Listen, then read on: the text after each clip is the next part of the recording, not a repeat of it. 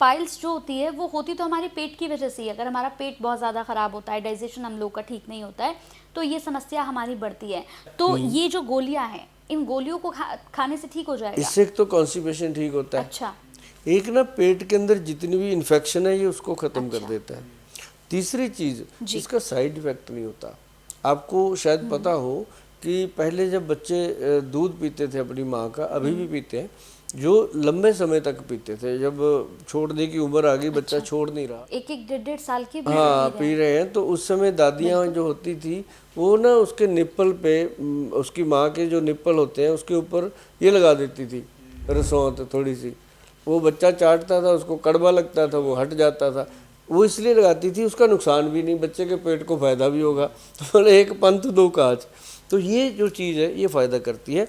और दूसरी बात, ये रोग अगर पैदा होने के दो कारण मैंने बताए, पित्त और कफ का दोष ज़्यादा हो जाए, वात का रोग ज़्यादा हो जाए।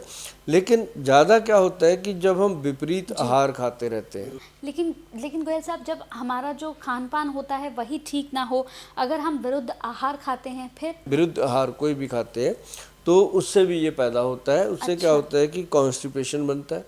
अच्छा, मैक्सिमम जो बवासीर के रोगी हैं उनको कब्ज होती है। अगर उनका कब्ज दूर कर दिया जाए तो बवासीर अपने आप नॉर्मल।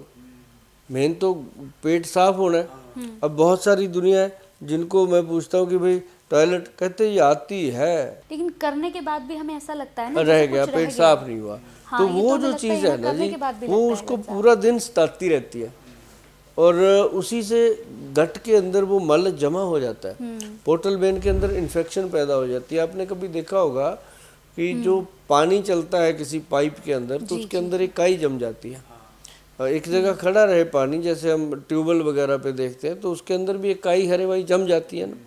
तो वही है कि जब ये हमारे फूड पाइप में जम जाता है, जमा हो जाता है वायरस, तो वो उसके अंदर जब भी आप कुछ खाओगे या तो जलन होगी, एसिडिटी होगी, कुछ भी होगा, तो उसको शांत करना बहुत ज़रूरी है, उस पाइप को साफ करना। अब उसके लिए काम आता है त्रिफला। जो त्रिफला है वो बवासीर के रोगी के लिए तो वरदान है, वरदान है। क्या है कि त्रिफला हो 1, 2 और 4 की रेशो का। हरद, बहेड़ा और आंवला। 1 हरड़, 2 बहेड़ा और 4 आंवला, ये एक रेशो है। अगर इस रेशो में आप त्रिफला बना लेते हो, आप बनाना भाई, 100 ग्राम हरड़, 200 ग्राम बहेड़ा और 400 ग्राम आंवला घर पे लाइए। उसको ला के अच्छे से पानी में वॉश वूश करके सुखा के, उसके बाद उसको सुखा के फिर उसको कूट के छान के उसको पाउडर बना लीजिए। अच्छा। तो वो बनेगा असली त्रिफला। तो उसको आपने 1 चम्मच लेना है, 5 ग्राम 5 बजे शाम को। अच्छा, मतलब ये, और जो महिलाएं हैं उन्होंने लेना है सुबह 5 बजे, 1 चम्मच 5 बजे करीब 1 चम्मच। अब जो कहते हैं हम तो ऑफिस जाते हैं जी 5 बजे, तो हमें पता भी नहीं होता दिन चढ़ा कि नहीं चढ़ा। हम तो 8 बजे उठते हैं, 9 बजे उठते हैं। तो वो जब भी उठें, ब्रश करने के बाद उसको खाएं सुबह सुबह।